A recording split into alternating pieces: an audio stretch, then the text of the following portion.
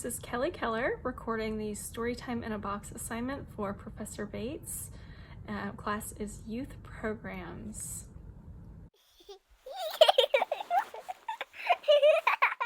For my first Storytime in a Box, I am doing a Laugh Out Loud theme. The first book is Dragons Love Tacos by Adam Rubin. The second book is I Am Not a Chair by Ross Barag. The third book is The Book with No Pictures by BJ Novak. I chose these three books for my Laugh Out Loud story time due to their unexpected funniness. I mean, you can't go wrong with dragons who eat tacos, a giraffe who can't convince the other jungle animals he's not a chair, and a book that seriously has no pictures and makes adults say funny things. And this particular craft goes along with the book with no pictures, where it mentions a blueberry pizza. So it's just a circle of brown for the crust, some purple blueberry sauce with blueberries on top that can be glued together by the kiddos. This Five Little Dragons finger play rhyme is so much fun to go along with Dragons Love Tacos. I think it would be perfect to pair this with a flannel board and have the 5 dragons up there and taking away one each time. So they're not only seeing them do it with their fingers, but they're seeing the visual of them coming away as well as they count down. And the third craft goes along with Dragons Love Tacos. I think I would probably choose to use yellow paper for the taco shells instead and maybe orange for the cheese, but these would be really fun. The kids can glue in all of their taco ingredients. For my second Storytime in a Box, I will have a moose theme. First book is Making the Moose Out of Life by Nicholas Oldland.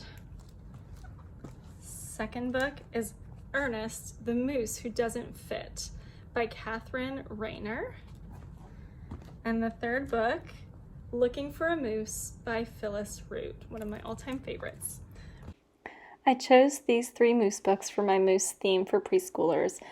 Just because of their fun friendship themes and exciting forest creatures. Moose are very foreign to us here in Texas, so I think it's really fun for the kids to get to see animals they don't see often.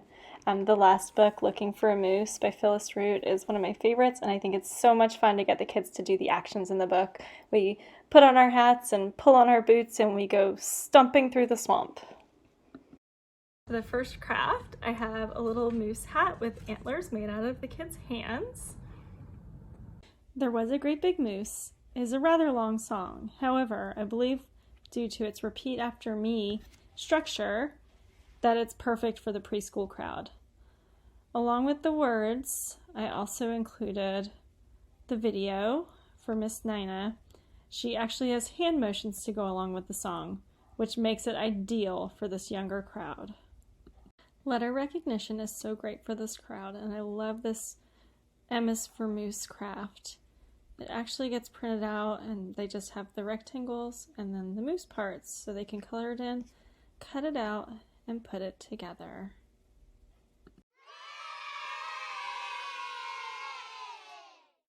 My third Storytime in a Box is a Butterflies and Caterpillars theme, starting off with 10 Little Caterpillars by Bill Martin Jr.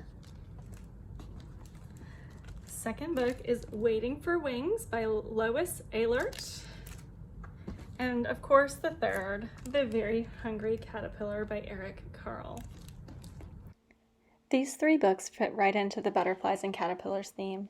10 Little Caterpillars shows the kids how many different kinds of caterpillars there are. Waiting for Wings just gives them a taste of that process going from a tiny little egg all the way to the butterfly. And then The Very Hungry Caterpillars, of course, just a childhood staple and just puts a fun spin on the life of a caterpillar. For my first craft, I have this cute little caterpillar.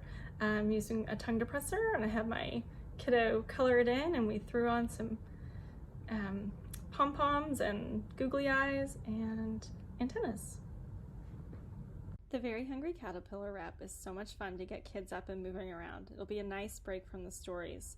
They can clap for the crunching and then wiggle their bodies And in the second verse, there's flapping and fluttering. So much fun to be a butterfly. For the third craft to go along with the butterflies and caterpillars theme is a cute little butterfly craft. I love this. It's pretty simple. You can just use a snack size Ziploc bag and really any fun, colorful filler that you have on hand. They can decorate the clothespin using a marker to color it. Some nice little pipe cleaner antennas, and you can just clip it right in there and they're good to go. My fourth story time in a box is a dog's theme with the ever popular Bark George by Jules Pfeffer as the first book. The Perfect Dog by Kevin O'Malley. And the third book, Ralph by Lois Ehlert. I have to say, picking the perfect dog book is hard. There are so many. These three are ones that my kids always enjoyed when they were younger.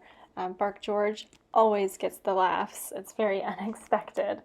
The Perfect Dog is fun because there's lots of comparisons about size and shape and color.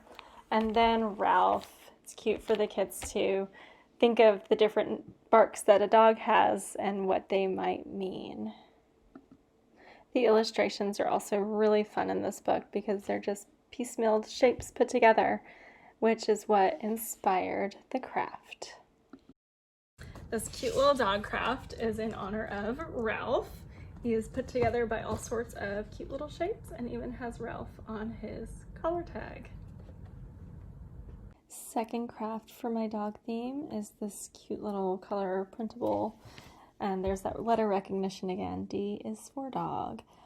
I would most likely cut out the ear, mouth parts, collar ahead of time, and the D is for dog would be printed on a separate sheet of paper. Once they color their D and cut it out, they could glue it on there and decorate it up like a dog. This 5 Little Dogs finger play rhyme is perfect to round out the dog theme. The preschoolers will get to count backwards from 5. They will have the finger motions of taking away 1 finger each time and remembering the different phrases and rhymes.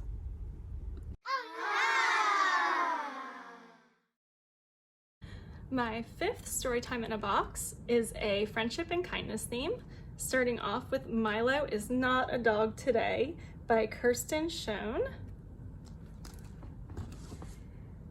The Rainbow Fish by Marcus Pfister. And Can I Join Your Club by John Kelly. These books all really focus on stepping out of your comfort zone and accepting everyone for who they are. Just because they don't look like you or don't act like you doesn't mean that you cannot be friends. First craft or activity is some little friendship bracelets. The kids can make one for themselves and 1 or 2 or 3 to give to a friend. These I made using straws. Could also do beads or colorful pastas. Ideas are endless there. This finger play will go along with the friendship and kindness theme, 10 Little Friends. It's very simple and parents will easily recognize the tune of 10 Little Indians. And you just replace that with 10 Little Friends. Kids get to count forward up to 10 and then back down to 1. And to finish that all off, to go along with the rainbow fish, we would have lots of different colors of construction paper available, and the kids get to do some folding and gluing and create this adorable little fish. It's actually kind of almost a beginner origami project, and I think that's kind of fun for these younger ones.